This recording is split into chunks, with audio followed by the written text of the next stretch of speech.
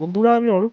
আজকে আবার একটা নতুন ভিডিও নিয়ে চলে এসেছি। তবে তোমরা দেখো, একজন দাদা আমার একটা ভিডিওতে কমেন্টে একটা চ্যালেঞ্জ করে যে মাধ্যমিকের পর আমি হাতে যে কদিন টাইম পাচ্ছি সেই কদিনের মধ্যে আমাকে একটা শিব ঠাকুর বানিয়ে রেডি করতে হবে। আর চ্যালেঞ্জ কিন্তু আমি অ্যাকসেপ্ট করে নিয়েছিলাম। 11 তারিখ এবং 12 তারিখ আমি ঠাকুরের কোনো রকম কাজ করতে পারিনি, কারণ প্রচণ্ড শরীর খারাপ ছিল আমার মাধ্যমিক দেওয়ার পর। আর 13 তারিখ একটু সুস্থ হওয়ার পর বিকেলবেলায় আমি কাঠামটা করেছিলাম।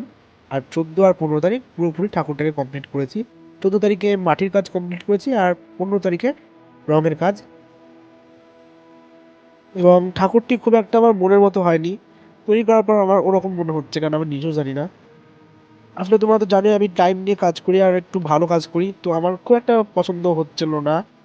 তাও তোমাদের সামনে আমি শেয়ার করছি, যেহেতু চ্যালেঞ্জটা আমি নিয়েছিলাম। তোমাদের কেমন লাগলো তোমরা অবশ্যই কমেন্টে জানিও, লাইক করে দিও।